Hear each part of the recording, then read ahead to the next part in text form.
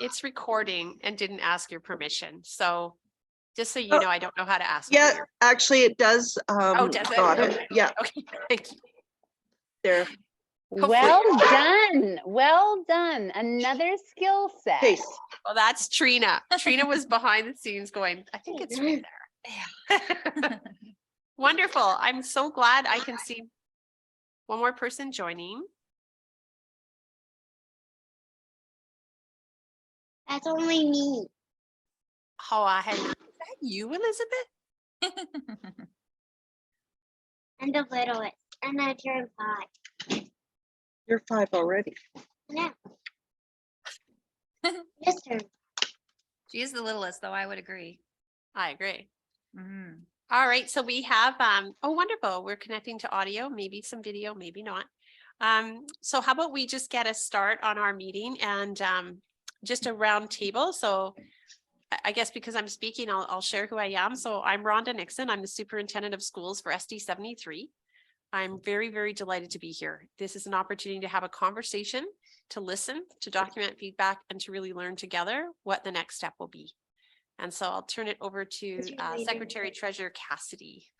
Good evening, everyone. I am Trina Cassidy, Secretary Treasurer for the school district, and I too am looking forward to this discussion and just to showcase the work that's been done and sort of the underpinning policy behind it. So nice to see everyone. It's Good not evening. I'm everyone. Sherry It's Christensen, Director of few more. Transportation for the Kamloops-Thompson School District, and I'm happy to be here this morning. And since we started with operations staff, which is not usual, usually we would have started with the trustees, but we're out of sync here. So I'll go to Assistant Superintendent Riley.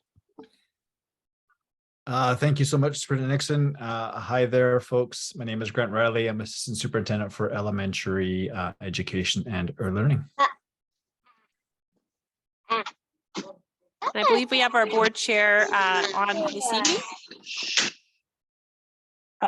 Yes. Hi, good evening, everybody. My name is Heather Grieve. I am the current board chair of the, chair, I guess, of the Board of Education. And I should have actually let Trustee Sim introduce herself first.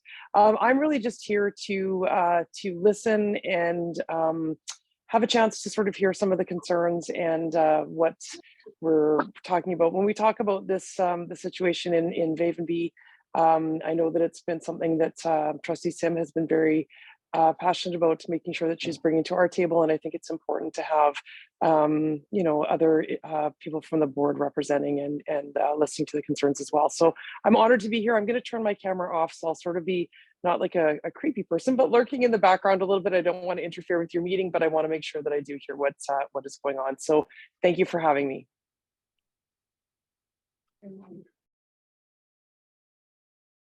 And Pam, can we turn it over to, or maybe Lori and Carmela? Sorry, what? Who are sharing a screen in the staff room because the Wi-Fi in here is all kinds of interesting. But I mean, I think you all know both of us pretty much anyways. I'm Lori Bradstock. This is Carmela, my sidekick. My sidekick, I'm not sure. Yeah, the administration team from Raft River, Vavenby, and Blue River. Pam, did you want to share your background and then any other parents who come on? Pam Ritchie, parent for way too many years and still a parent. So I have a really strong passion for Vavenby Elementary School, as my 2 adult children attended Vavenby Elementary back in, I'm going to say it was the 2000 era. And yes, so when I adopted my littlest person here, that's 5 and entering kindergarten, I was shocked and surprised that there was no longer transportation available for our little people or for our kids out here. And so, and then I was listening to other parents talking about it and how it's been challenging for them. So then you know, I talked to Shelley and kind of started some sort of process to figure out what we can do to, you know, also help the school grow in growth, because I do know parents that next year have children coming into kindergarten who would like to attend Vavenby because they're in that supposedly catchment, but because there's no transportation, they may not have that as an option. So that's my story behind that. And I guess Meridy's on there. I don't know if Merity wants to introduce herself.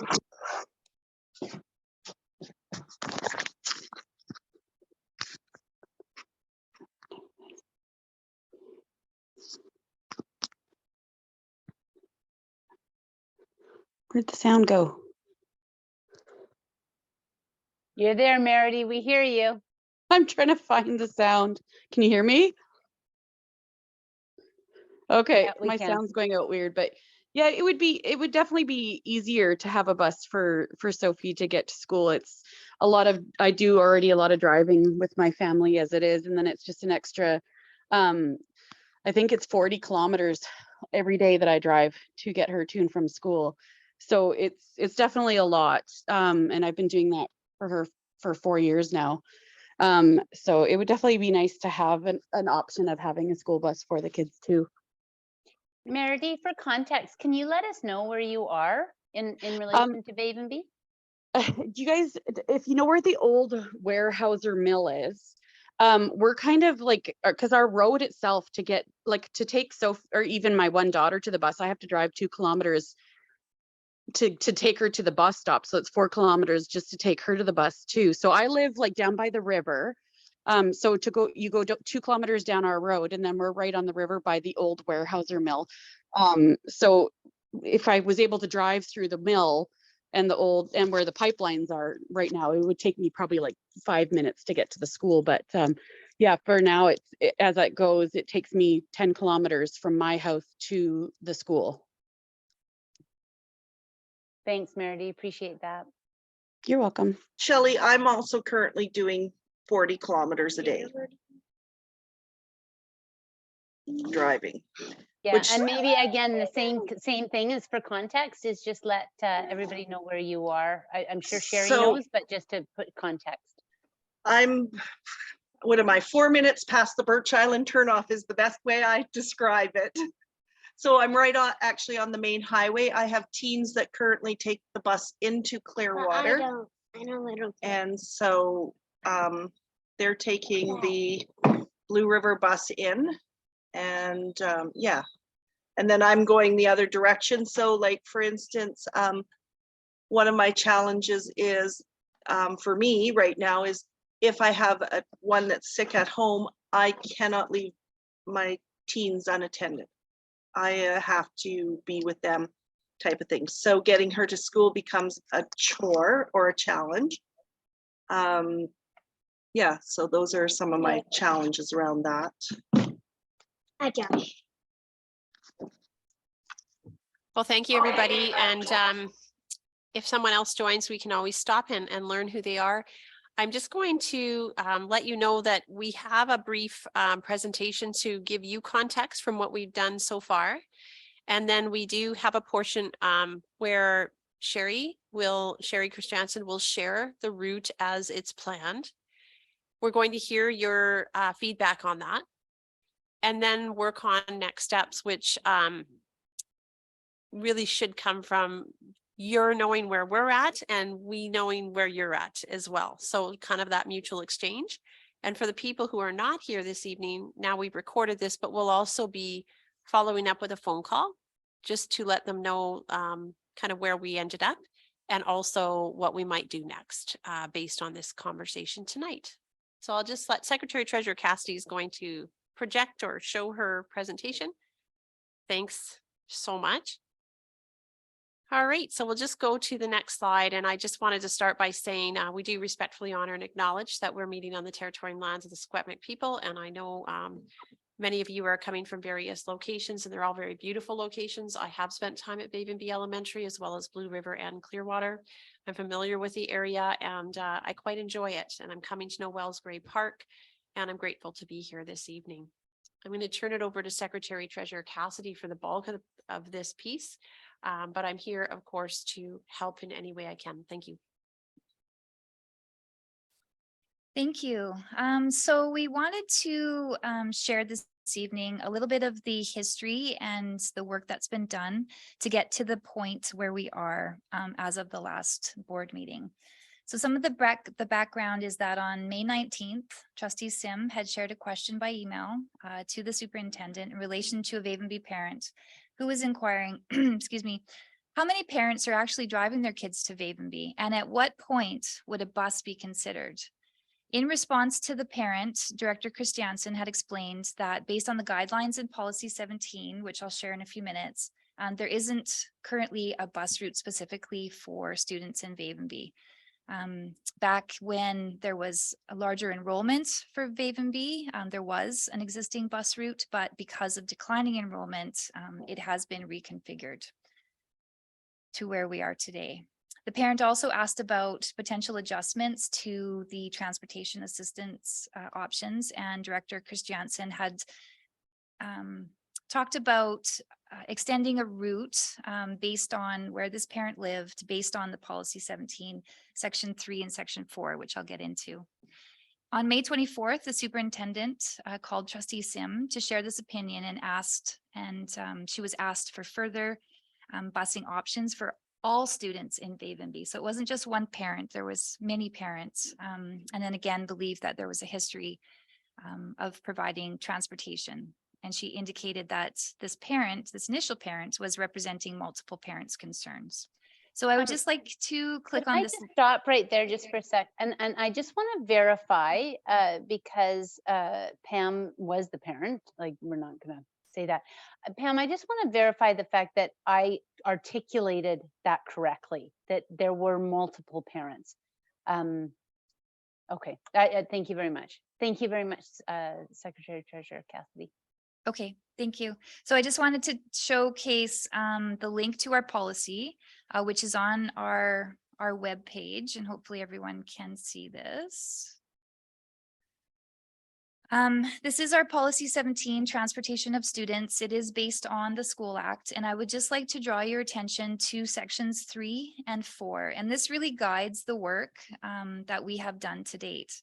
So Section 3 talks about walk limits, and there's 4 different categories, as you can see. The first of which is for students with special needs. There is no walk limit. For students in grades kindergarten through grade 3, the walk limit as it stands is 4 kilometers. All other students in grades 4 to 12, the walk limit is 4.8 kilometers or 3.2 kilometers to a school bus stop. And there is an allowance here in Section 3.4, whereby if a student has a medical certificate substantiating the need for transportation, that they are to seek an exemption through to the manager of transportation, who is actually now the director of transportation. In Section 4, it talks about the different bus routes and what we can do when there are more students that don't currently have a bus route. So 4.1, bus routes are considered if 10 or more students reside beyond the walk limits and road conditions are sufficient for safe operation of a school bus. So that's really what's guided our work thus far. Along with 4.2, extension of an existing bus run is considered if 4 or more students reside beyond walk limits to the nearest school bus stop. Road conditions and the impact on existing bus runs need to be considered before approval is given. 4.3 is that student transportation in urban areas shall be coordinated with available public transit services, and financial assistance for the use of public transit shall be offered as an alternative to the school bus route. So I'll just leave that there for the moment. Change slides. So in June, at the in-camera board meeting, I presented the historical information to the changes in student enrollment at Vavenby. And Historically, there has been as many as 80 students, and we were watching enrollment. I think at the time we had estimated in our budget, there was going to be 30 or 35 students. We also looked at the current transportation assistance paid to families that lived with outside of the walk limits. We looked at current transportation routes and potential solutions for the 22-23 school year based on the policy 17 that we just saw. The goal was to see if we could get enough students to meet the criteria in section 4 to look at, so 4.1 and 4.2 to redesign the routes. And in order to alert the community that we were looking at different transportation routes, we did go and post some signs. Sherry Christiansen posted some signs at the general store and at the post office. It was quite easy to get registrations. There was a QR code, there was a phone number and an email. Addresses for all of the current Vavenby students were then checked by support staff, and it was found that there was a couple of updateds that needed to be done in MyEd BC, which is our student information system. In August. Can I just stop you there? Just again, I just want to clarify, because Pam, I don't think you recalled at the time, but that's because it was Tina that was doing the calling and she knew where you lived. So we had that rural experience. So I just want to tie that together. That's why you didn't receive the phone call, is because Tina knows you've been there since forever. So I just wanted to throw that in there. Thank you, Trustee Sim. In August, we were watching preliminary enrollment results, and we showcased to the board the work that was done in the summer. In September, on the 12th and the 26th, again, we were watching enrollment. There is a Google Doc whereby Lori Bradstock would update the enrollment on a daily basis and sometimes even by the hour. All schools do that as we watch what to expect at the end of September when we do our 1701, which is our student enrollment data that goes to the ministry. At the meeting in September, we hired an expert to do a road safety review of the bridge and the roads in and around Vavenby. The roads were deemed to be safe and bus education was recommended. Director Chris Jansen was also in contact with BC Transit. Now they have a new representative, and she was attempting to get a hold of them, and I think she has since, and Sherry can speak more to that, to see if there was potential to expand their services in and around Vavenby to pick up and drop off students at Vavenby Elementary. On October the 17th, it was determined based on the 1701 that 9 students were eligible for bus transportation. We discussed, or we presented to the board, the routes that were extended for consideration and the supervision needs because of the timing of pickup and drop off. And there is a cost to this. It's $24,650. On that meeting, the board passed a motion to proceed with finding out whether community members wanted the route as was presented by Director Christiansen. So that's where we are today. I'll stop sharing my screen and Director Christiansen will share hers to discuss the bus routes, the extension of the bus routes. And I just want to showcase that on this slide here, we will be documenting your feedback to present to the board. So I'll do that now.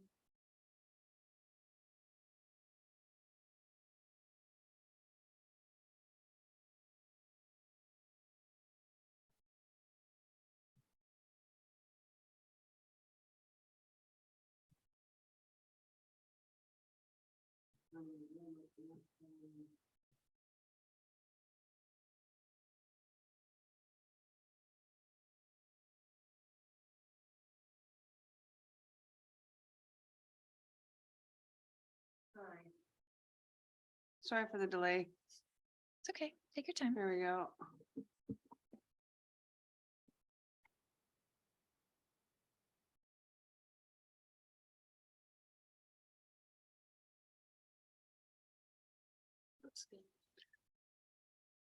I really was ready. Oh, I gotta move this routing.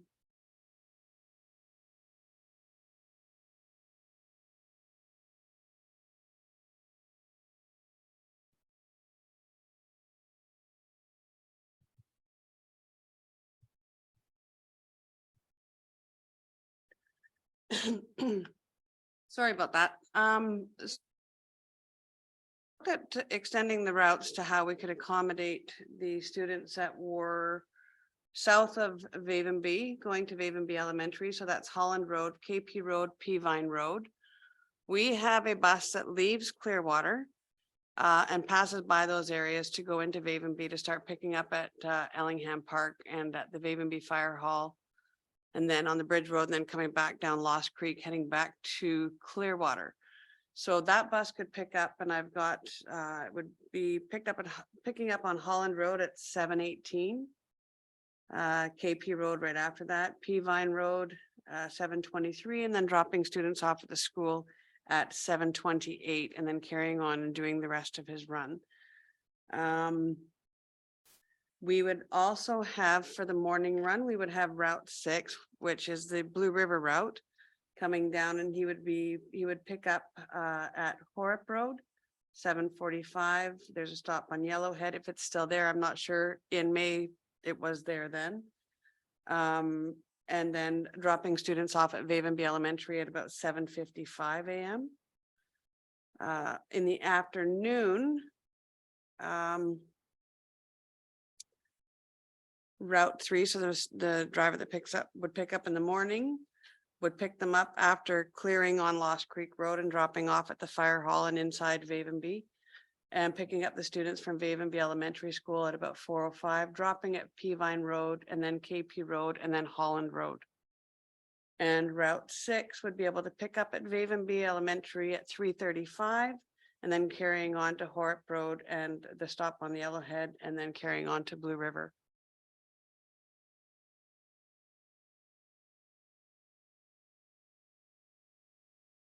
So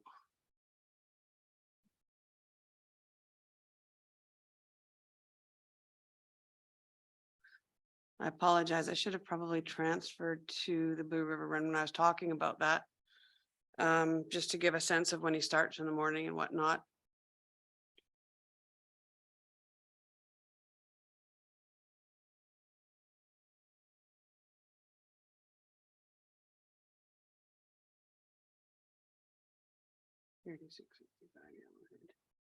So he would be dropping off prior to heading to Peavine Road at 8 o'clock. So he would be dropping off at Vavenby at about 7:55 in the morning. So that would be added in before this stop here. Oops. Sorry, I don't need to be showing children's names. If I can highlight it right, just before the Peavine stop. And then in the afternoon,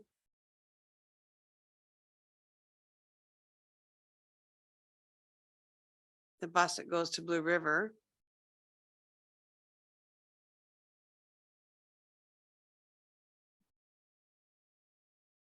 would be picking up just after Peavine. So at 3:31, his pickup would be at Vavenby at 3:35, dropping off as he heads north, dropping off at Horup at Yellowhead, and then heading to Blue River.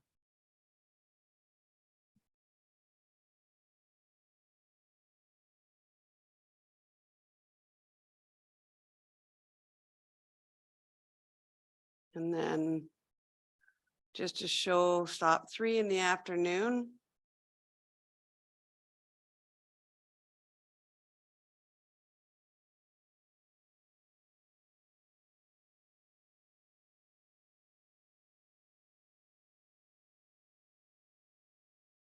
From Ellingham Park is where he would go to Vavenby to pick up the students and take them to Peavine, KP, and Holland.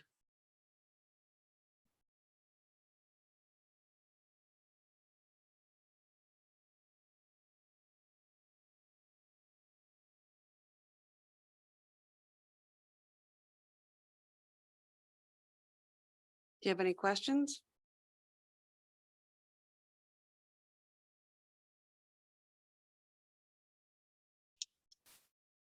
My questions probably aren't regarding this because I'm following the schedule really nicely. My question would probably be more so the district, maybe Dr. Nixon. When and who decided on what would be considered acceptable walk limits for the children in the rural communities? Thank you, Pam. So that's a board decision and it would be done through recommendation, typically by the Secretary Treasurer. So when we reviewed, it was done prior to me coming and it was done prior to Secretary Treasurer Cassidy being here. When we reviewed policy 17, when this first began, we actually pulled, I know I personally pulled, and I know Secretary Treasurer Cassidy personally pulled about 20 different jurisdictions policies. And they were similar and parallel to ours because the School Act requires to have similar approaches across the province, like unless there's a reason not to. So there's a transportation regulation in the School Act that would have guided that decision initially. And then what would happen is the Secretary Treasurer would have recommended what was to be in the transportation policy, presented the rationale to the board, which would have been Secretary Treasurer's stretch. And he presented what would be reasonable, Pam, based on what we can see. So therefore, we did not come back to the board and recommend changes to the policy itself at that point. I hope that answers your question. Yes, it does that actually answer my questions. I know that I've kind of mentioned to many parents and they're shocked kind of what the walk limits are for, say, somebody from kindergarten to grade 3 at 4 kilometers. Only because I don't know if anybody's ever tried to walk 4 kilometers with a 5-year-old, because it's going to take you well over an hour type of thing. It takes me 47 minutes and that would be really walking fast at 4 kilometers. So that's how I was kind of wondering how that all came about, but you've answered my question. So that's kind of a different area. So if that walk limit, is that hard set? So like, for instance, if kids in Clearwater live within that 4 kilometers and they're getting, say, courtesy busing, I think that's kind of where a lot of the Vavenby parents are kind of a little bit, I want to say, upset because we're getting paid a minimal amount, yet there's parents that it's not costing them anything out of their pockets. That's excellent. That's an excellent observation. And we knew about, we know when people look at rural buses or any bus, they often can look at the people on them and they know them, right? Because you're in the rural area, you're in this area. And that was, and I'll turn it over to Sherry in a moment, but that was my question as well as the superintendent is, you know, is it that there's these additional people riding the bus because they are ministry designation as per 3.1? Is it because there's a medical condition? Is it because, like there's a number of reasons why we are legislatively required to consider a request beyond distance or where someone lives. And it could be historically that there was a reason and then that reason was never reviewed. That's also possible. That's why in our policy, you'll see later that there is no requirement in our policy to what I would call optimize routes. I know Sherry does do that, but we will be recommending to the board that we optimize routes, which means that we will do that annually or as needed to check those individuals on the bus to see that the reasons they're on the bus are in fitting with our policy. I'm going to turn it over though now to Director Chris Jansen, who can probably address the Clearwater comment that you made, because I knew you would be making it. So I hopefully Okay, we'll have an answer. I'm going to use for an example for is like Archibald, which so the Blue River bus drops off at 8:22 and then goes to Archibald subdivision and picks up kids there. Now that is 3.8 kilometers from Raft River Elementary, and then it picks up along the way. Clearwater has beautiful walkways, sidewalks, etc., etc. And I'm just thinking of like the wear and tear on our vehicles, the 40 kilometers I'm driving a day type of thing. And so that's kind of where I'm looking at it too. And I know some of the other parents are like, well, how's that fair for us who are, say, one parent that lives just across the bridge, and she's, what is she, 3.8 kilometers, and she drives her child to and from every day. But she doesn't qualify for transportation assistance because she's within the walk limits. No, you don't though. So just to rephrase, make sure we understand your point, which you're saying that the students who are attending Clearwater, there would be a number who would appear to be closer to the school and not in need of, according to the policy, the ride, but they're getting it. Am I consolidating that right? That would be correct. And there's also the bus route that's down in the flats area. Right. And Yeah. there's Warehouser subdivision. There's a group that's picked up there. Like there's actually several areas that are getting, as I was told, it's considered courtesy busing. Okay. But we don't have those courtesies out here is how we see it. Fair enough. So I'm going to turn it over for a moment because I think Director Chris Jansen's well positioned to answer the question. And I'll just turn it over to you if it, Sherry, see what your thoughts are. So historically, the students in the locations that you spoke of have been picked up. And the courtesy ride has been available to them because the bus goes past there and we don't have capacity issues or didn't at the time. If the bus, any of the buses were having capacity issues based on eligible riders, which are riders that are outside of the walk limit, the courtesy riders starting from the closest stop to the school, moving backwards, would not be able to take the bus. But as long as there is room and we're going by and we don't have to deviate the route and we're going to the same location, which is Raft, then we will pick them up and take them. If I can also interject, because the board actually had addressed this a couple of years ago, Pam, and one of the challenges is the hill going down to Raft River, Hospital Hill. It didn't have any sidewalks, and in winter and some of those areas, it was actually deemed as unsafe. And while Vavenby had the traffic study and they had a different assessment, since that board, review, there have been some sidewalks put in. But I'm wondering, Director Christensen, if you could also just discuss, because what I found really illuminating when we met is the bus capacity coming from Blue River and Vavenby. I found that to be one of, that was kind of an eye opener for me. And I didn't know if you wanted to share that right now. So, yeah, so one of the talking points was at, and I don't have it in front of me now, but was that Walker Road, Wacom Road? Is that Walker? Yeah. So at that point to maybe do an exchange of students there and carry on, but the bus that carries on in from Lost Creek side, by the time he finishes doing his pickups, he is at, would not be able to take a transfer from the other bus because he would be beyond capacity by the time he got to the end of his run. And so Pam, just to share why I found that. What is capacity for that bus? Well, so, and this is a little bit, the side of the bus on our typical bus says 72 passengers. The reality of that is it's more like 50. 72 passengers is if they're all, if we can get 3 children to a seat. But quite often we can only get 2 children to a seat because if any portion of them is off of the seat, they're not safe. So it's typically 2 children to a seat. So it's approximately 50 students. And just to clarify, because I asked that same question, Pam, is it's because those are the high school kids that are being taken in. So of course their bums are bigger. And uh, basically that's it. Yep. Which is there. And so why I found that particularly interesting, because I was super keen on the fact that that's an empty bus, there's tons of space. And I'm like, yeah, this seems like the most reasonable answer.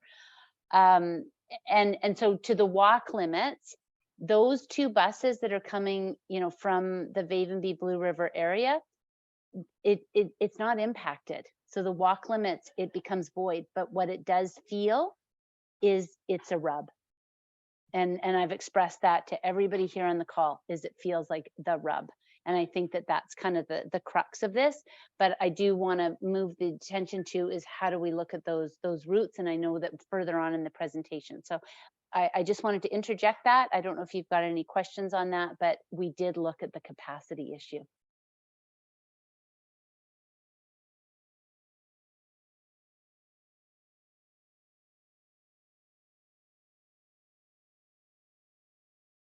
I just wanted to clarify something there. So I know that the Blue River bus does drop off all the high school kids, but then it turns around and goes directly to Archibald. That is where it's a real dig for parents here. Because that route wouldn't be there if, you know, it's not like he went from, say, into Clearwater, went to Archibald, then to the high school. He's dropping off all of his high school kiddies, empty bus going to an area that's 3.8 kilometers within the walk limits of Raft River. Is kind of it. So that's another rub or dig or whatever you want to call it for parents. Because we look at that and we know that that bus is empty, and we know that that bus is specifically going to that. So that's where I guess parents are feeling that, I'm gonna say unfairness. You know, here we are having to drive, we are having to do this, and you know, we don't get options at this point, or we're working on options.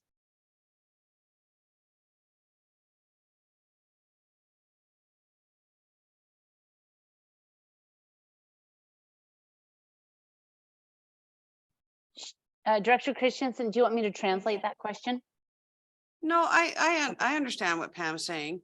Okay. I'm just going to try to get back into my route. So I'm just going to open up the run that you're speaking about specifically, Pam. Just so that everybody can know what you're meaning. It is the Blue River bus is what it Yep. is.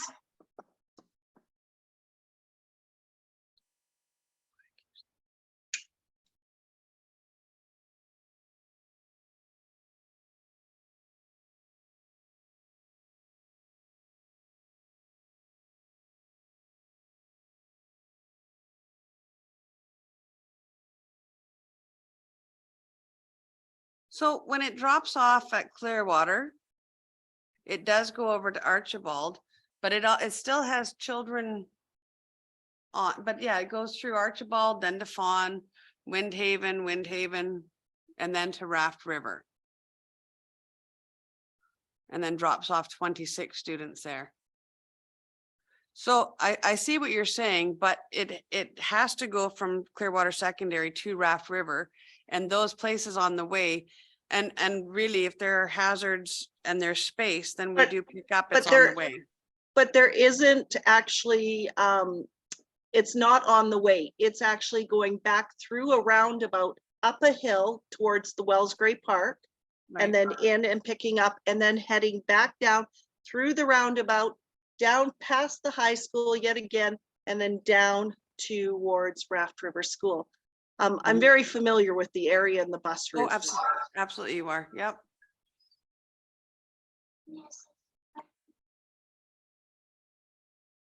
So it is deviating. So if I would have no issues if it was going straight from, say, the high school straight to Raft River.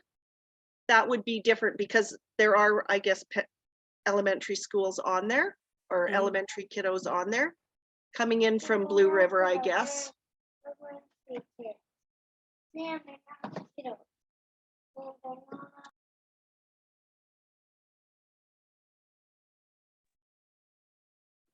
So Pam, am I understanding that your question is that from Berman Road, how many kids are on the bus? And if they didn't pick up at Archibald and carrying on, because those are close to the walk limits, is your question is how come they couldn't loop in and drop off at Vavenby? Is that what you're asking? Yes, and yes, essentially. So that is the bus that would be dropping off in Vavenby though, coming down, like that's a bus that would pick up at Horup and Yellowhead and that anybody north of Vavenby and dropping off in Vavenby. That's one of the extensions that is possible. So 'Cause that I'm also thinking of a parent who next year really does have a kindergarten student that lives in Birch Island. And she would prefer to send her child to Vavenby Elementary, but because there's not necessarily a bus route, that's going to be an issue too. You want to just explain that that was the extension? Because that actually.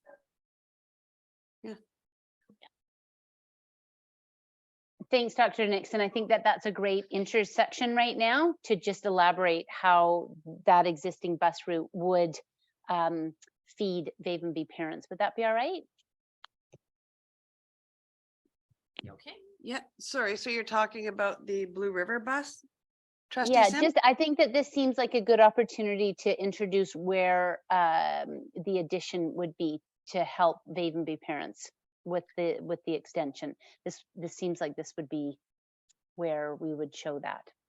So that would be on this bus, that would be from Blue River, that bus, and now I don't know about the Birch Island student or where exactly they are, but from Blue River down, that's when that's route number 6, Blue River, that we would stop off at Horup and the other roads to pick up the students and drop them off at Vavenby prior to proceeding to Clearwater Secondary School with the other students on the bus. So that there's actually 2 routes that would be involved in the extension. It would be that route. So that would be picking up the students north of Vavenby. And then it would also be route number 3 that would pick up the students south of Vavenby. So that would be this one. Apologize for the delay. It's just, there we go. So that bus would be, because that bus leaves Clearwater and heads up to Vavenby to start picking up, to come back into Clearwater and could pick up the students on the way up. So depending on where the student is, that's in kindergarten next year, potentially, I mean, that bus might be able to help out with that as well, depending on the location. So I apologize if I was, sorry? No, you're doing great. You're doing so great. I think that maybe what Pam might be interested in is what time the pickup might be at Holland Road, that her student could be then down at Vavenby. And I think that would be an articulation. The pickup at Holland Road would be approximately 7:18 in the morning.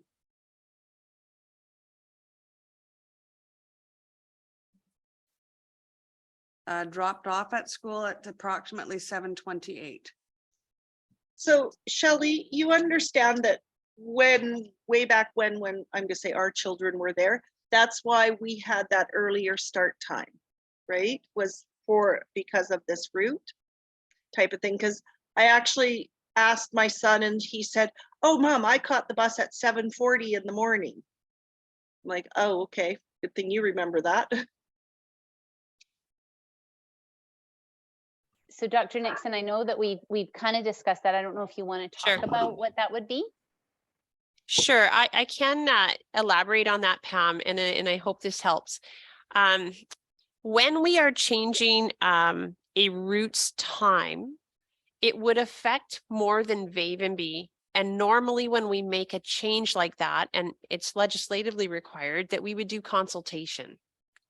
So we would not typically in the middle of the year or the startup after school has started up, now go to all the parents who are affected by the change and say, do you agree with this change? It's just legislatively not what we would do, because we should have done that consultation already. Then we send in the start and end times for all of our schools, and the board approves it and the ministry approves it or accepts it. So that's why, if you look back at policy 17, it says that when, I'm just going to go to, yeah, extension of an existing bus run is considered if 4 or more students reside beyond the walk limits, as opposed to if there's 10 or more, because we can alter things now for those students, but we cannot necessarily, and we don't want to necessarily have to start altering start and end times for all of the routes that are affected in the North Thompson, because buses don't go by school, they go by area. I hope I articulated that well enough.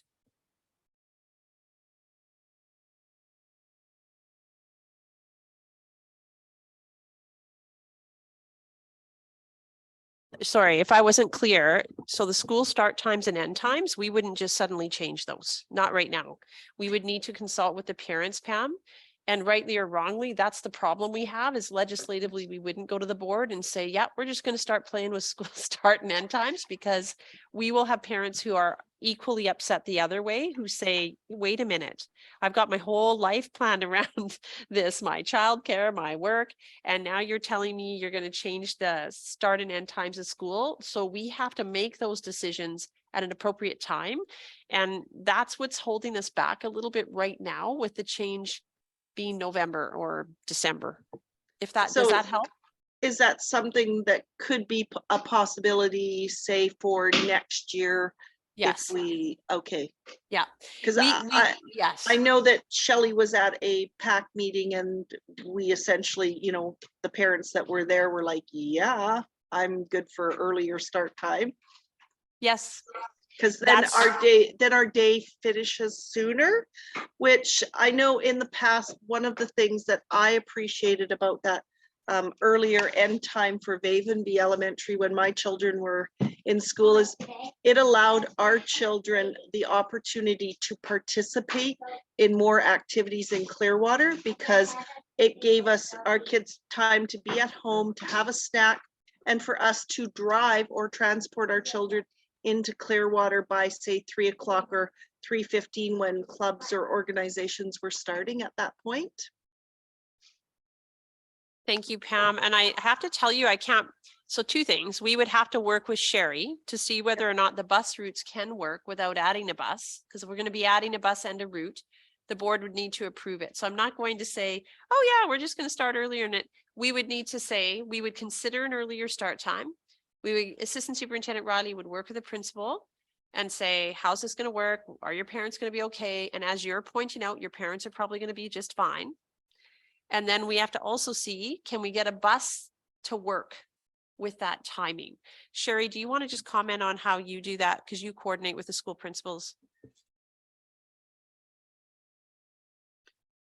So basically, I haven't really looked at that option. I mean, certainly the drop-off time allows for the students to be there quite early in the morning. On the flip side, I would have to look at the route in the afternoon, being able to get the children home.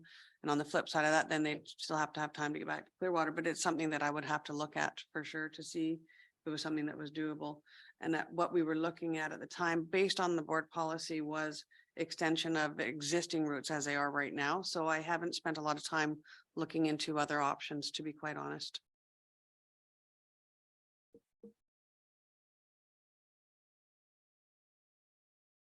But we certainly could. That's the point. We certainly could, Pam, and will.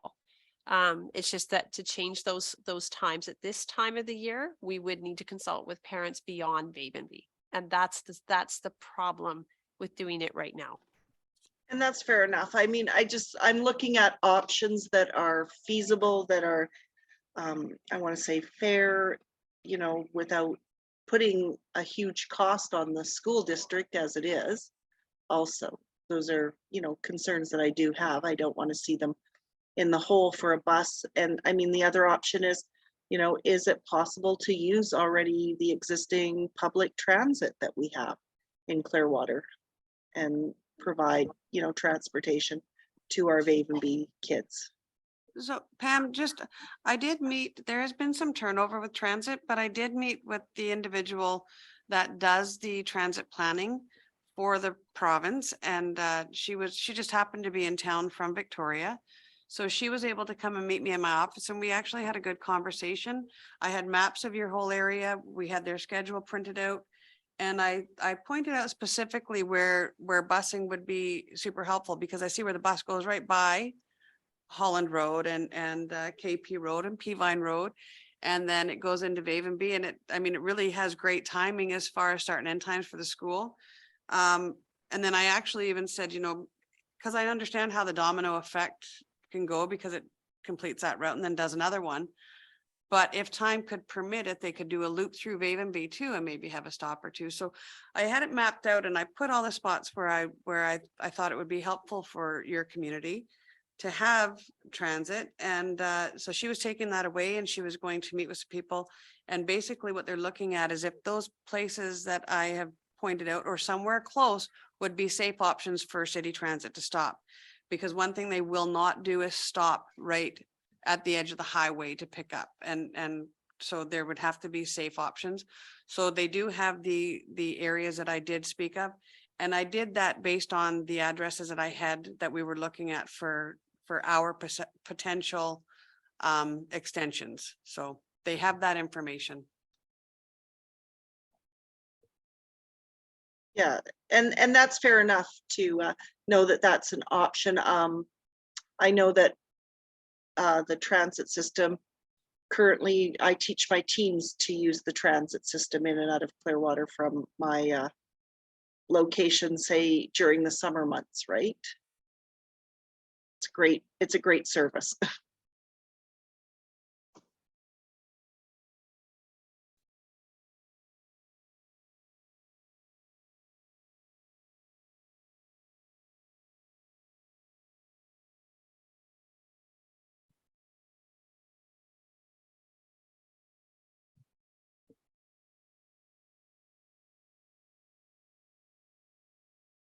Is there any other concerns or questions at this time? We do have just 2 more slides in our slide deck.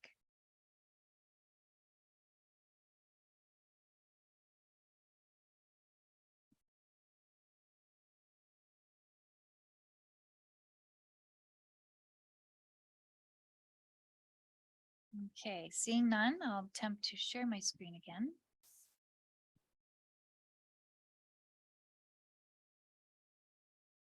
Okay, so if everyone can see this now. As Dr. Nixon mentioned, that policy 17, student transportation, does need a bit of a review. It's timely based on this conversation and other feedback that we've received from other communities to have a really good look at policy 17. We are going to propose to the board in our next board meeting to revise section 4 of the current policy to include section 4.4 that bus routes will be reviewed and optimized annually or as needed based on administrative procedure. Now it says XXX because it doesn't have a number yet, which we will call student transportation home and school. That administrative procedure is in draft. We did that today and it's in Dr. Nixon's hands. There is a bit of a process. It does need to go through a few groups before it gets to the board table for final approval, but that work will be done.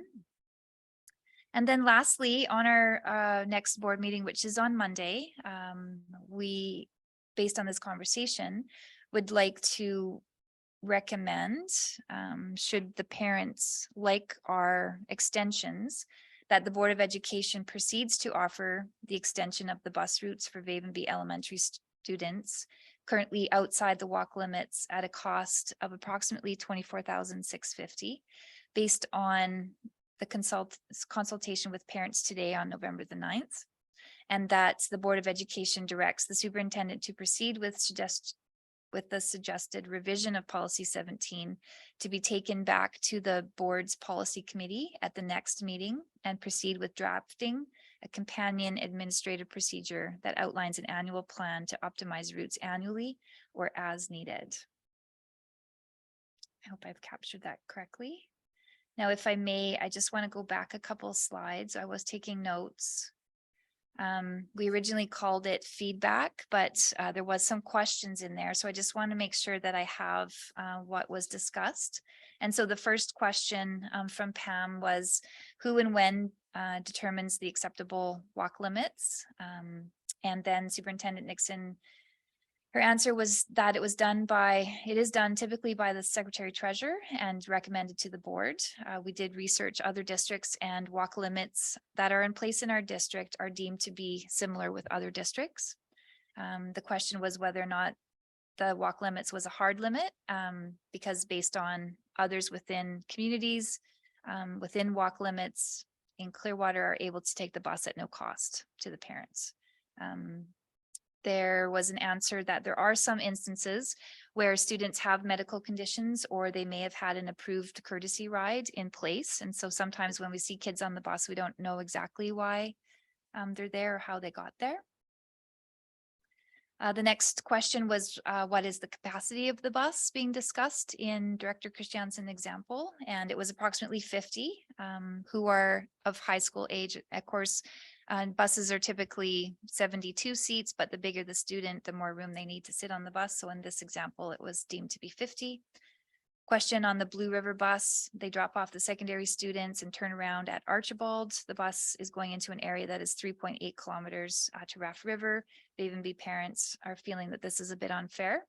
And Director Christiansen opened up the route. She showcased on her software to explain that the bus does in fact need to go from Clearwater to Raft River.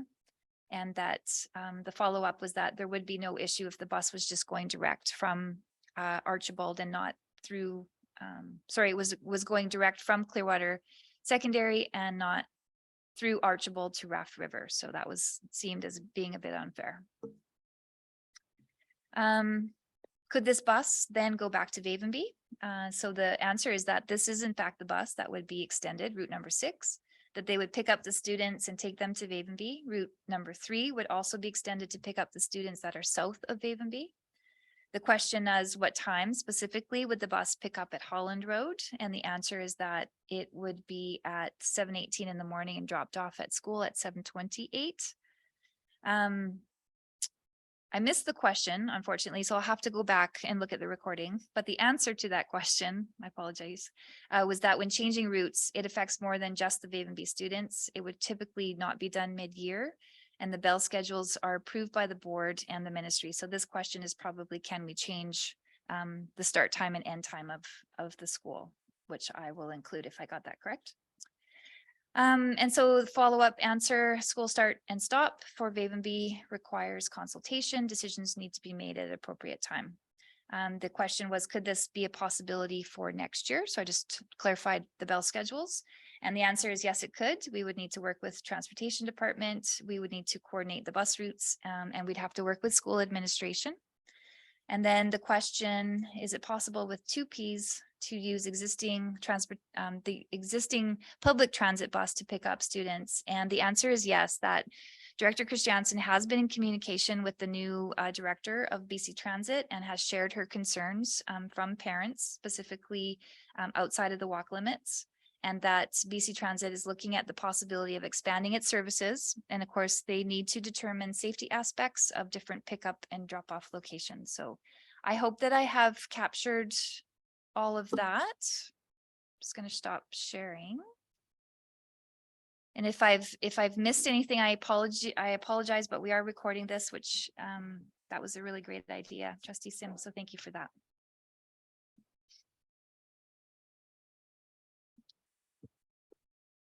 So I hate to put you on the spot, Pam and Meredy, but of course, and anyone else, principal, assistant superintendent, but we did say to the board, we would consult with parents. So if you recall the last board meeting, the board was very interested in supporting Vavenby, but they wanted the administration to go back to the parents who were impacted by the decision to see, is this an acceptable extension? And I'm going to concede that it's not perfect, Pam and Yeah. Meredy, it's not perfect.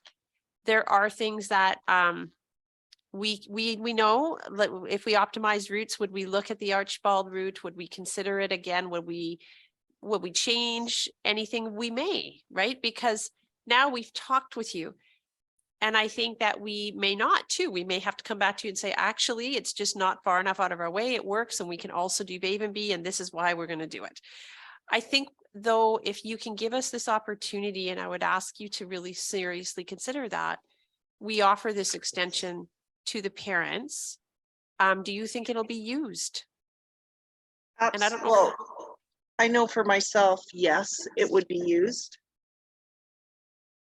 I mean, the only part that I do see as an issue would be, okay, so my little one would be picked up at 7:18, which is not a big deal because she's up at 5:30. And she would be arriving at the school, I think, what was it, 7:28 in AM. So there would be a period of almost an hour before school starts that she would be at the school in the morning. Would that be Yeah. correct? I'm not okay with that, really. I don't know. I think the fact that our kids are going to basically going to be 2 more hours on, like, because of the transportation, 2 more hours of their day is gone, basically waiting for school and waiting to get home. And I don't know, that for me is kind of hard. And then plus I would still have to drive 2 times up the road to drop my kids off, because I have to drop my one off on the bus. I'd have to drop Sophie off, and then later I drop Kylie off at the same bus. So I don't know. That part's a bit frustrating.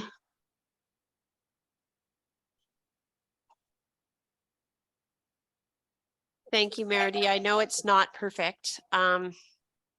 So it sounds like in your circumstance, what I could say is, and possibly the school principal and vice principal could speak up here, because I've been in principal where I've had early drop off in the morning.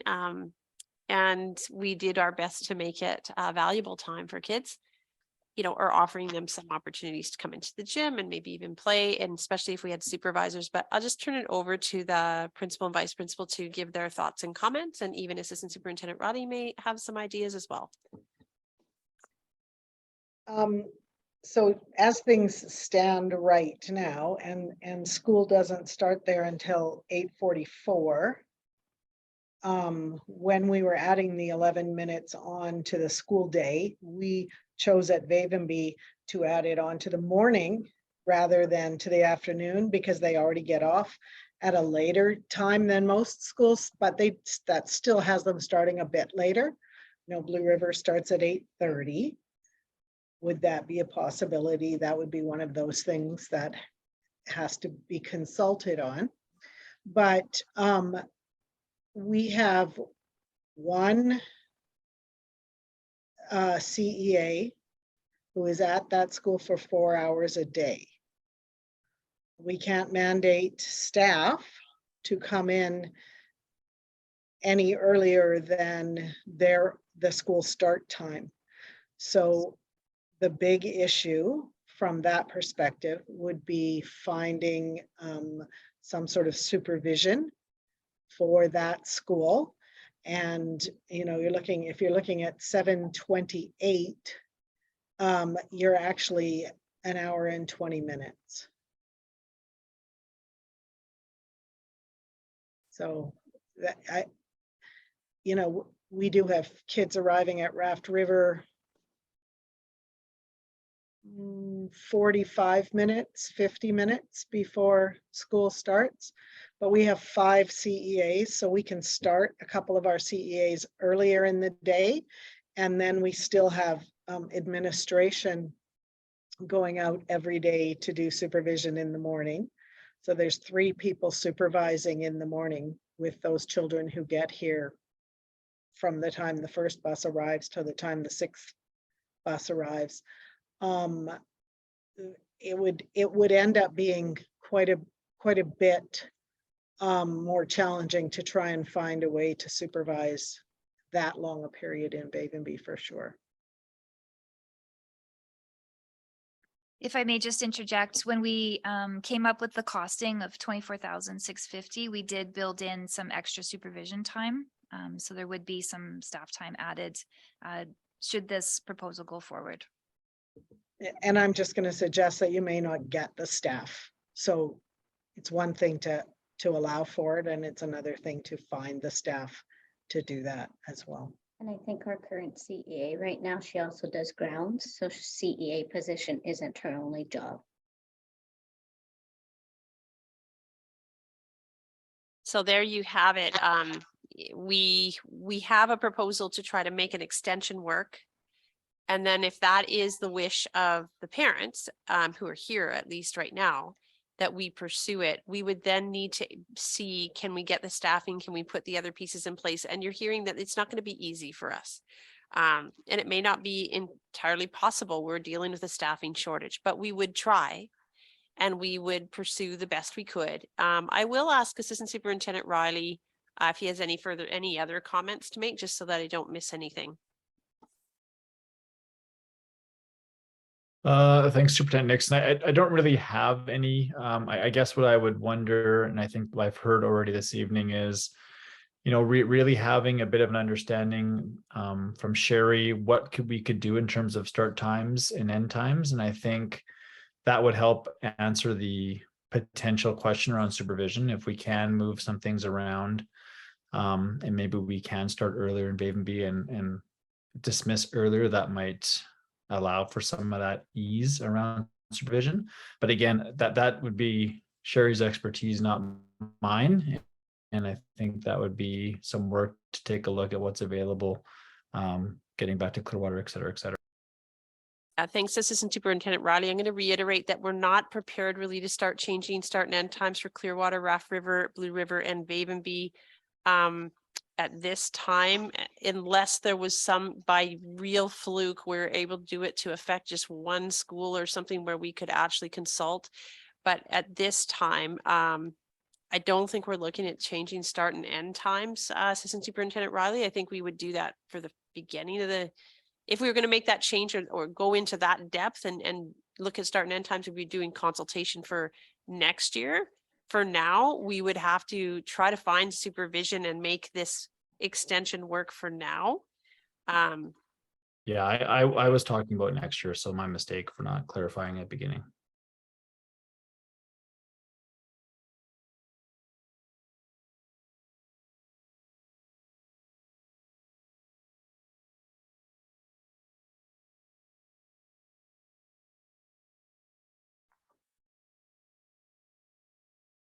Superintendent Nixon, the only other thing that I wondered is if it could be clarified is because in urban environments, there's issues of catchment. But from my conversations with you is that in the rural areas, what we've got is just neighborhood schools. And so that there's different definitions of that. Pam, I don't know if you would like to hear a definition of that from Superintendent Nixon. That is one of my biggest questions too, is because if that's the case, then why would we have an elementary school out there?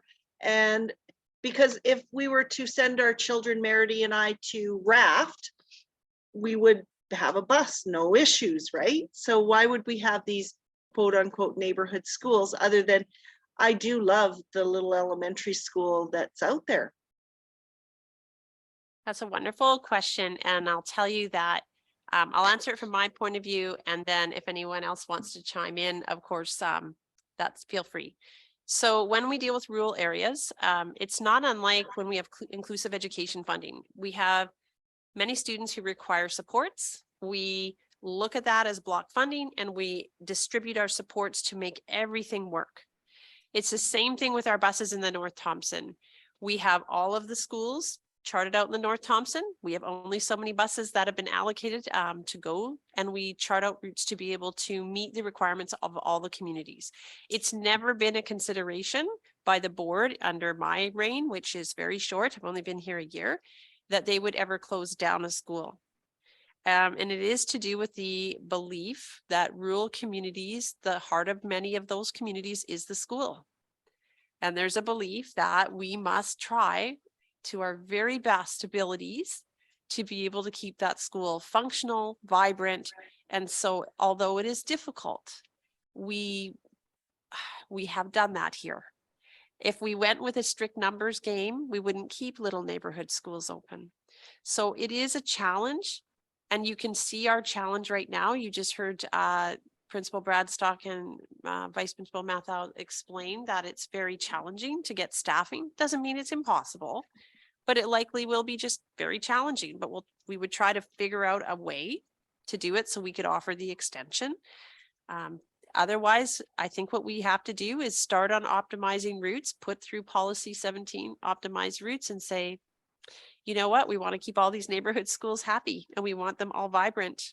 And the board has not ever, to me, ever once expressed a will or an interest in closing down a school. So that's why we would try to make it work, because we believe wholeheartedly in our rural communities.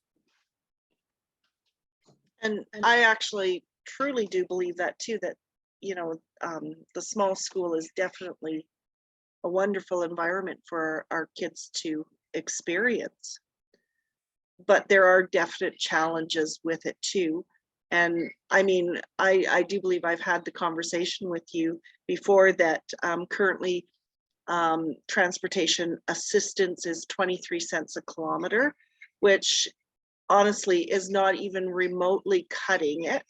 So for some families, I know that really that is a real struggle for them for gas. My other question is, if you had a parent that doesn't drive, how are they getting their children to school and from school? These are questions that I as a parent would look at. And being in the school system multiple times, right, with different children, and as a foster parent, the challenges that I've experienced with transportation of kids, type of thing. And currently, you know, like I said, one of my biggest challenges is ensuring that I'm home before my high school kids get home. You know, those kind of challenges, or I'm leaving after my high school kids are on the bus. So hardcore fact is, if one of my teens is sick, my little one is not going to school that day because I can't leave my teens alone because one has a designation. Right? So it makes very challenging for people like me. I'm sure that there are other parents that are experiencing multiple challenges too, but honestly, at $9, I think it works out to $9.20 a day is what I'm being subsidized for gas for my vehicle, which my vehicle is consuming more than $9.20 a day in fuel. Plus the, what is it? I'm going to say right now, currently it is round trip for me about 40 minutes because the roads have been really, really bad. So it's, I don't know, Merity would probably have a better idea of that one too. So we have to take those into consideration. So, you know, we're spending, I'm going to say well over an hour and say 25 minutes driving during the winter months, maybe 30 minutes in the summer months. So it's still, that's an hour out of your day. So for parents that say would like to have jobs out in Vavenby, they can't, because transporting your kids and making sure you're there for pickup time becomes a real challenge. And I mean, I guess for me, I look at it, I'm one of those people that it's like a fairness thing. So I feel that if, you know, we don't get courtesy busing, then why should Clearwater parents have that option too, right? Considering we're paying out of pocket and they're paying nothing. And I pay taxes too, like the rest of them. I don't know, Shelley, maybe you could, you know, help with that one, what I'm trying to get across. It's really, I guess we feel that there's a lot of unfairness happening within our little school, and we're trying to rectify it. Yeah, and what I've shared with the board is that, you know, there has been a commitment by the board to bolster attendance at Vavenby.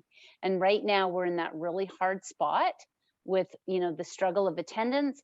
We've got the struggle of assets, and the struggle of distances. And I think that there is a real understanding amongst the group on this call is that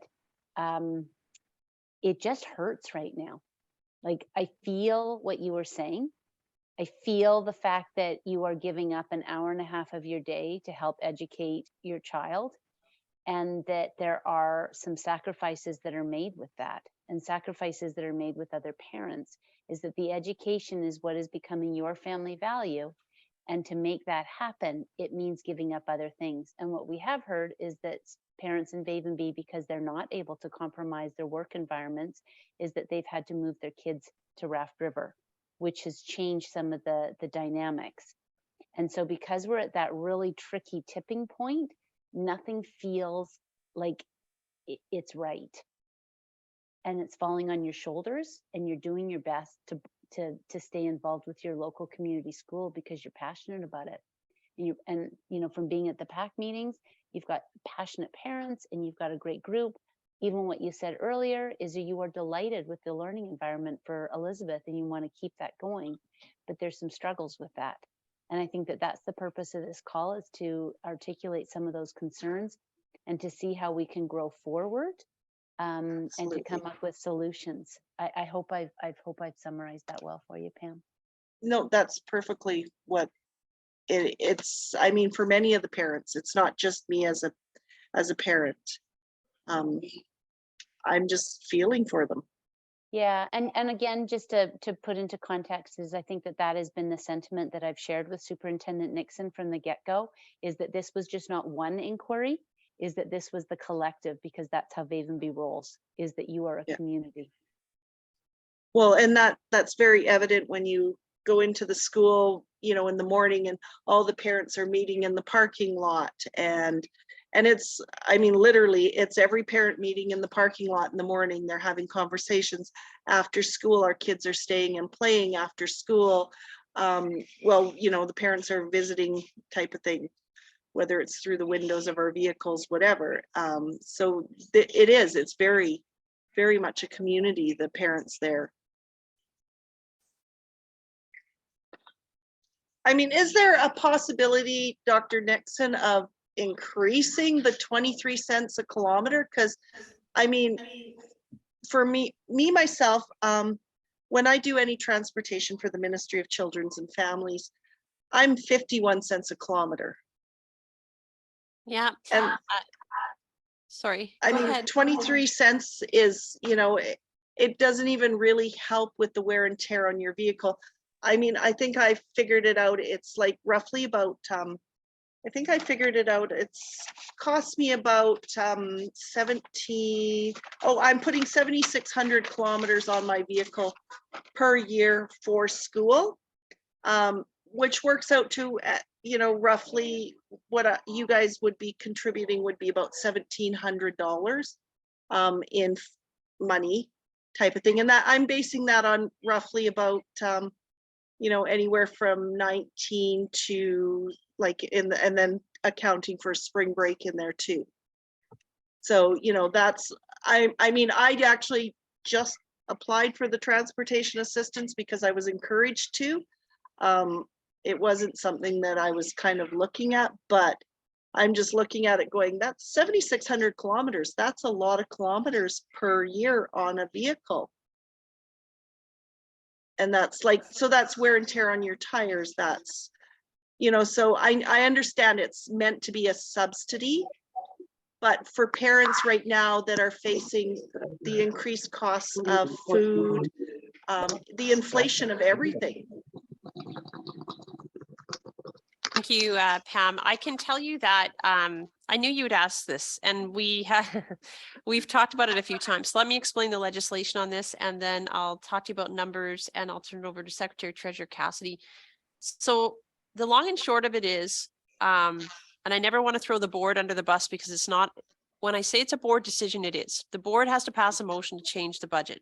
That's a fact. But they rely on a recommendation from their operations staff to do what would be legislatively viable and what would be in keeping with what's happening provincially. So I'll explain to you that the rate, it's 23 cents, 24 cents a kilometer. means the board is spending approximately $47,000 per year on transportation assistance based on the people who have currently applied. That'd be correct, right? All right, so let's say we say, okay, and I just had this conversation with Secretary Treasurer Cassidy. I said, what is going on provincially? Have we double checked? Yes, we have. Are we within the regular kilometer rate? Yes, the board approved slightly higher, believe it or not. So we went through this discussion at the start of my superintendency. The board was generous. The board chose an amount, even though it seems not high enough.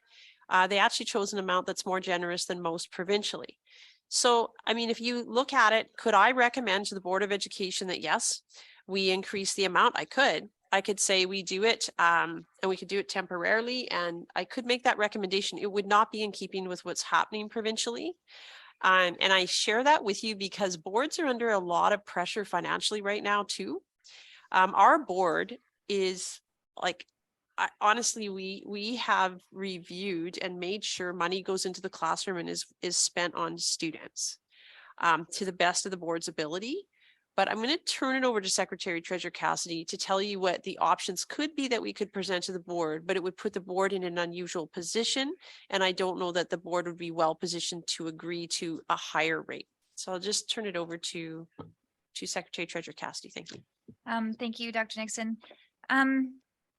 Dr. Nixon is correct. We had this conversation later this afternoon. We went from 19 cents a kilometer to 24 cents a kilometer in January of 2022. Gas prices were still high, but not as high as we're experiencing now. We did do market research to our school districts within the region, and they did have on average, something that was just slightly lower. So we did choose the larger 24 cents, if you will. Now, in order to double that amount to 48 cents a kilometer for transportation assistance, it would be an additional $48,000 because it wouldn't be just for one location, but rather for all parents receiving transportation assistance. Could we do something that is, say, 50% more or 36 cents a kilometer? Then again, it would be half of that. So it would be in and around the amount that we have already approved for the extension of the bus routes.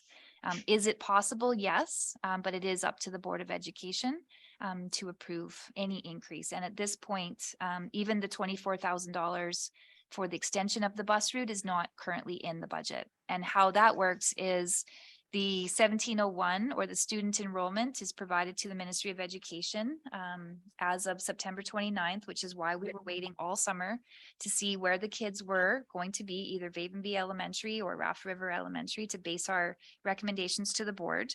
That total school student enrollment goes to Ministry of Education on September the 29th. We don't get funding confirmation back until mid-December. We have a good idea. We were up a certain amount of kids, but as hopefully you're watching the board meetings, we've put in additional staffing and supports for those children. There has not been an increase in the per FTE amount from the Ministry of Education and Childcare. I do sit on the Funding Equity Committee. It was asked again yesterday, will there be an increase? Ministry has said we are waiting for general wage increase in the conclusion of bargaining in order to make a determination. There is definitely a large number of students who are transferring back from homeschool and online learning opportunities back into the classroom, a little bit more than what the ministry expected. There is a funding differential between the two. They're also seeing an increase in level 2 category kids. So it's just part of the overall funding envelope, which is why they didn't commit to a per FTE amount. That was a very long answer for your question, so thank you for nodding. Well, the bottom line is we'd be hard pressed to recommend that to the board we would be recommending to the board to go against their own budget that they just approved and to go against any provincial rate that we can find. And then they would look to me as superintendent and say, well, why are you recommending this? And I wouldn't have a lot of justification other than I do think it would feel better. But do I have a good fiduciary duty explanation? I don't. And that's the problem, is I have to recommend to the board what is going to be viable and sustainable for the board. And this would not promote those principles because I don't know that the board could sustain double what most jurisdictions provide. And even though I talked to Secretary Treasurer Cassidy, I said, would we in any world be able to do this for a short time, or is it advisable? The issue is the board would say, are we able to do this long term? And I'd have to be honest with them and say, no, because you didn't put it in your budget. So we would be pulling it from somewhere, and they would ask me where, and it would come from the classroom. And that's the problem we're in when you ask that. It's not that we don't want to do it. It's that we have to figure out where else to take it from. And the only other place to get money from is funded enrollment. And that's why I'm hard pressed to recommend it. Even though looking at the screen at you, I want to recommend it. I don't have it just, I can't support it. Does that make some sense? And that's completely fair. I mean, the question needed to be asked because other parents are kind of like, well, you know, it's pretty hard on the vehicles and our budgets, you know, are tight right now with the increases, especially what are we right now? Still in Clearwater, we're still paying $1.92.9 a liter here for gas. That's in Clearwater for gas. So we're still up there, not, you know, even 5 cents difference would be, you know, an improvement type of thing. The wear and tear on your vehicles, making sure that we have good tires on our vehicles. You know, you look at those all the added expenses to a family. And I mean, we all know that right now inflation is just wow out there at the grocery store too. You know, just even running to our local Vavenby store there, I think it's $10 for a 4-liter jug of milk. Do hear you. I do want to emphasize that the one benefit, and this is off topic from transportation, is the Student and Family Affordability Fund. We're most grateful to the ministry for putting that forward. And the idea was that it would alleviate fees, other expenses, food, etc. And I do hope that that can help. And I can't speak for the Board of Education, but they will look to me for why I'm recommending it. And I can always say to them, we're an anomaly, we're recommending this. I just don't have another place I can advise the board to take it from. Yeah. And that they will and look I to understand me. Yeah, that. please I've been know. following your meetings, like I've been watching all the board Yes, meetings. So know. I follow all of that stuff. So I do understand Okay, how the process works. thank you. Yeah. I mean, you can't take it from if you don't have it, right? Right now, that would be the case. I would be advising the board on something that would be an anomaly, even though I know the board has great empathy. And the other thing about our Board of Education is we have 27,000 square kilometers. We bus 4,000 students a day. And is it 4,000? I believe it's 4,000. It's a large number of students, and the board has always asked, what might we do to make it better? And I'm going to commit to you that we'll do what we can to make it better. That's why we shared the recommendation that we would probably go forward with the extension and see if we could make the staffing work. And maybe we can't, but we're trying to do what we can at this time of year. And I would say to you, for next year, we'll start early and look at optimizing routes and see what we might come up with for change in start times and make it viable for your parents and you. And we will do what we can. And Assistant Superintendent Roddy is very good at this. So is your principal and vice principal. They are very good at this, working with us. And you've been heard. I just, I wish I could give you a definitive answer that we could make it all better. We can only And just go I back to really the- appreciate Dr. Nixon, what you've Okay. done. Completely appreciate it. And I mean, I thank Trustee Sims for everything she's done. She's definitely been a huge advocate, and she's heard the parents and what their concerns are. And, you know, I think they would be quite happy that at least there's something in the works. It may not, I'm gonna say, we didn't invent the wheel in one day type of thing. So, you know, we can move forward and at least look that there's options available for next year and how the school's gonna grow type of thing. Because really, right now, I mean, as you can see, my little one earlier was bouncing off the walls. She's excited to go to school. she actually can't wait to get out the door in the morning to go to school because she's so enthralled with learning. You know, she comes home every day and I'm having to listen to her. So that's a bonus when I see that kind of excitement in a child wanting to go to school, because often we're dragging them to school saying, and they're like kicking and screaming, but no, she's out the door ready to go. So that makes my day a lot easier knowing that she's happy going there. She's very sweet. I like Elizabeth very much, and I can see that. So thanks for sharing that. And Secretary Treasurer Cassidy, is there anything else that you wanted to ask or say that we haven't been able to share that needs to be shared? No, I don't. I think the next step is, I'm not sure how we would get this recording into the hands of the other parents.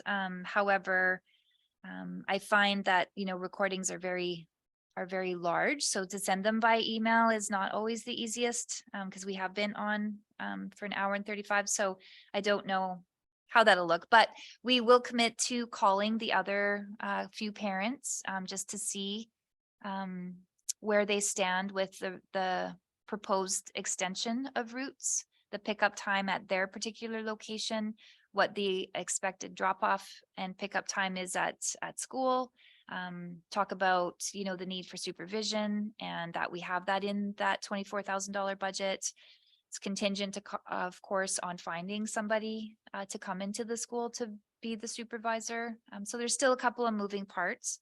All the while, preparing another board report for the meeting on Monday, and then definitely sharing our slide deck, sharing the questions and answers that hopefully we were able to articulate with you and Meredith, Pam, today. And just a quick question here is, I know that the other parents, and when you said other parents, I'm like going, there are how many kids out on Lost Creek Road? That was the one that I think I was kind of like going, because there was nothing for Lost Creek Road for those kids, because there's, what is there, 2, 4, 5 kids, I think, on Lost Creek. So you're talking about the ones that are up Lost Creek that go to Vavenby? Yes. So the one where you go over the bridge and you go to the left instead of going to the right towards Clearwater?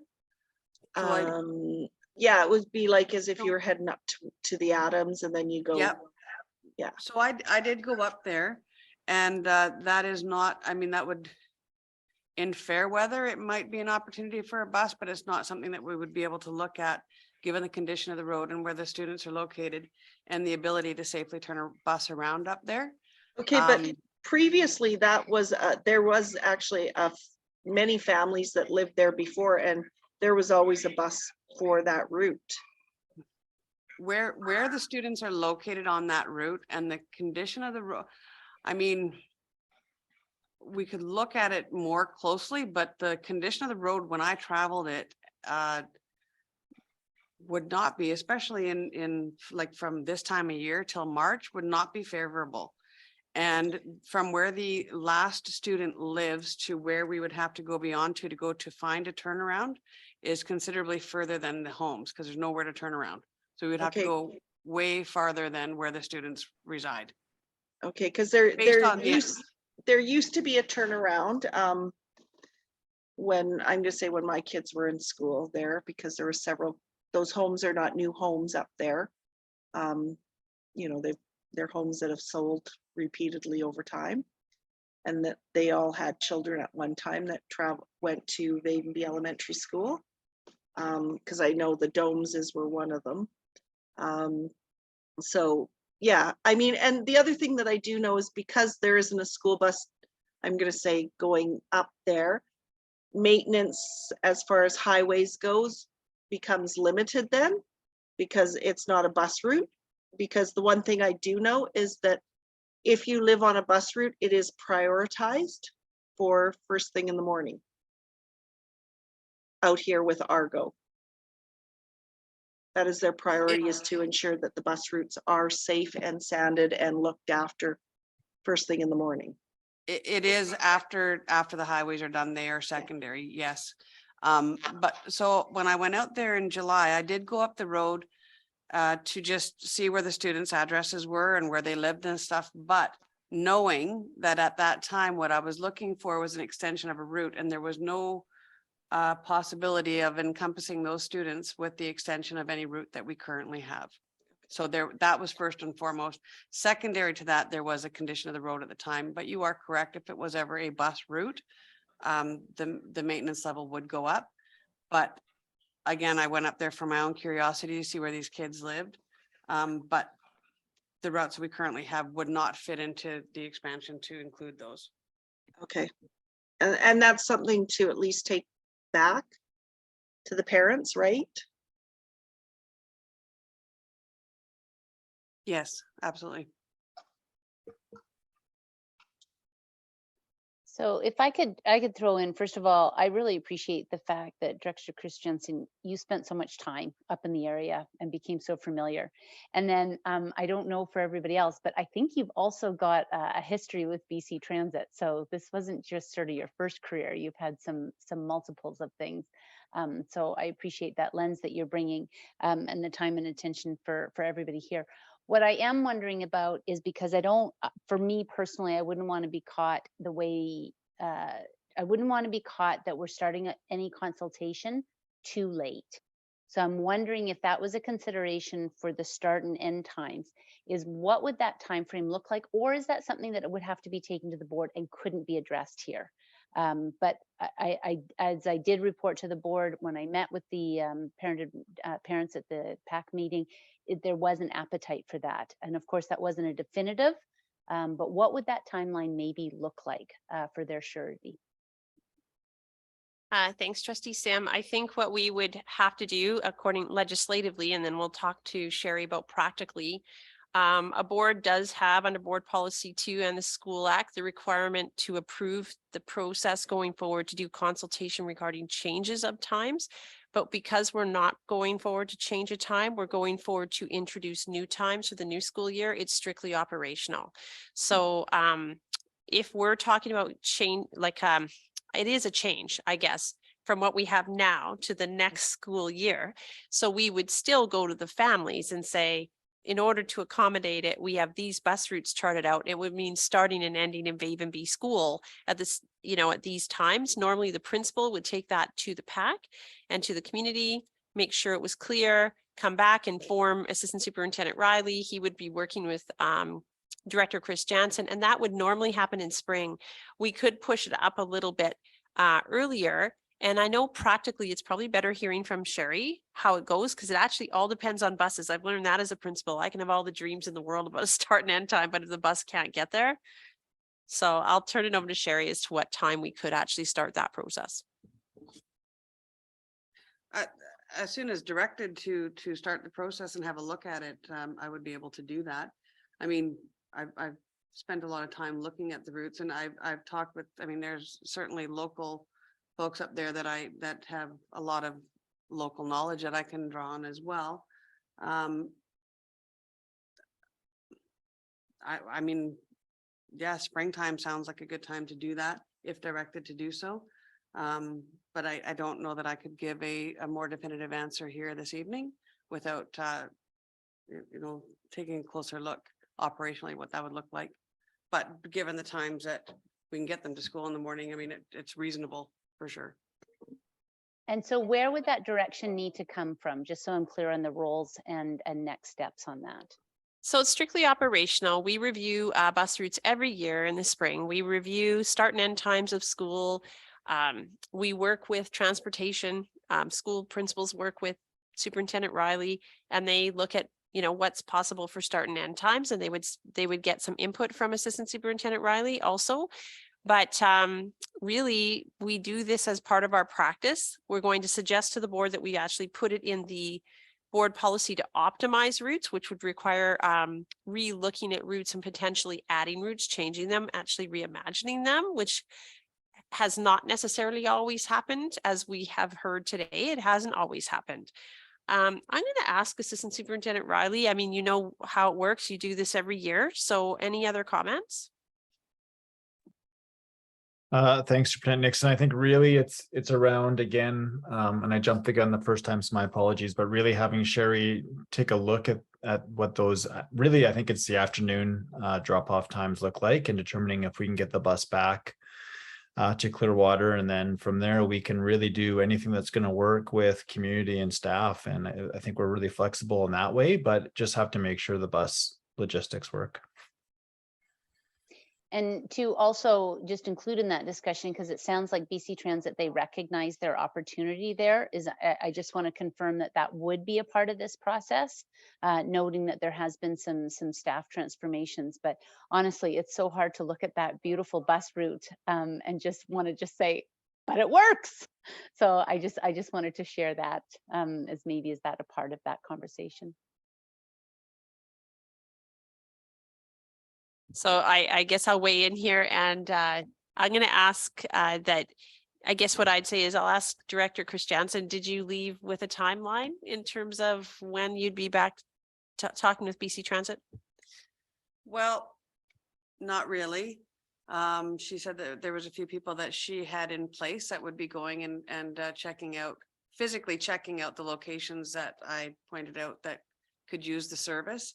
And I'm not opposed to reaching out to her and just asking where she is with that. So I could do that as soon as tomorrow.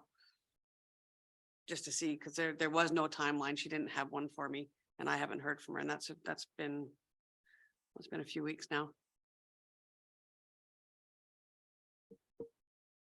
Yeah, I think Sherry, it would be a good idea just to reach out again and just wonder where she's at, and hopefully we can get some information prior to Monday. Cross fingers, but maybe not. It is a bit of a process.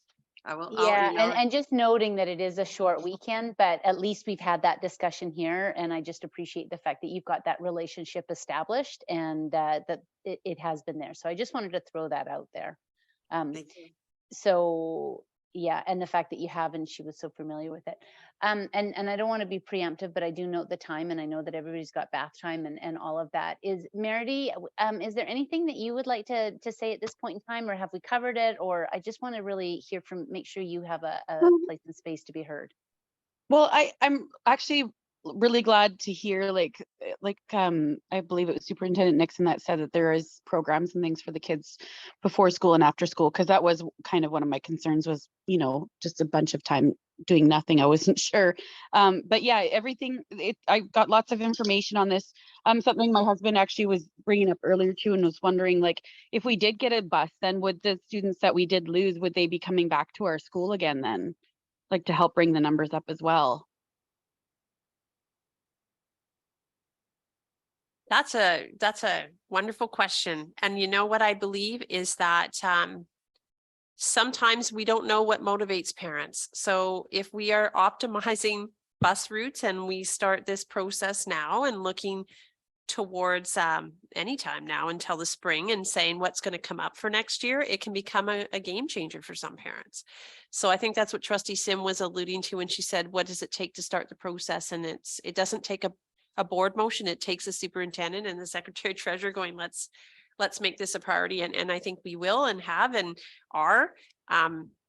So it might inspire more registrations. You never know if we can get this kind of sorted out.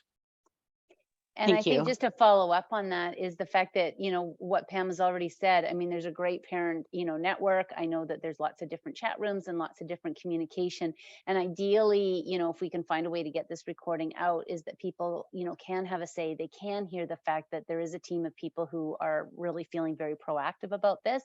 And that hopefully parents will then want to weigh in, because we all have to be a team working in the same direction, working in the same lane. And the more we grow together. And I think that there's such beautiful things that can happen when we are working in that direction cohesively. Yeah, as you were talking, Trustee Sim, I was thinking about whether or not we could post this on the website. Maybe not to a public page, but to a URL that we could send the link to the parents who are not able to attend. That might be our easiest bet. But I'll ask communications or get Dr. Nixon to ask I'm our just website. wondering, would it be possible to even post it to the Raft River Vavenby Blue River website? Because that would be specific to that area, and it certainly does impact, the community. And as we've discussed, these are neighborhood schools. I don't know if that's an option. Better idea. Thank you for that. So with that, is there any other, I don't want to, overtake, but I am really grateful for everybody's time, but I am wondering if we should call this to a close because we can't build Roman tonight, but we're trying. I think we should. And thank you. And we will commit to calling the people who would be affected by the extension of the bus route. And we are hoping, thank you, Board Chair Grieve. We see your comment. She's appreciative. But we will see whether or not we can reach those parents, indicate to them we would like to say to the board whether or not we would proceed down this road based on the two of you who are here today. We understand that there's challenges associated with it, but it's appreciated. So we can share that with the board, and it may be that hopefully we reach out the other parents and we're able to talk with them and get some kind of a sense. So thank you for coming this evening, and we will be in touch through Trustee Sim. And you, Pam, Meredith, Meredith, I should say, and we hope to keep the conversation going.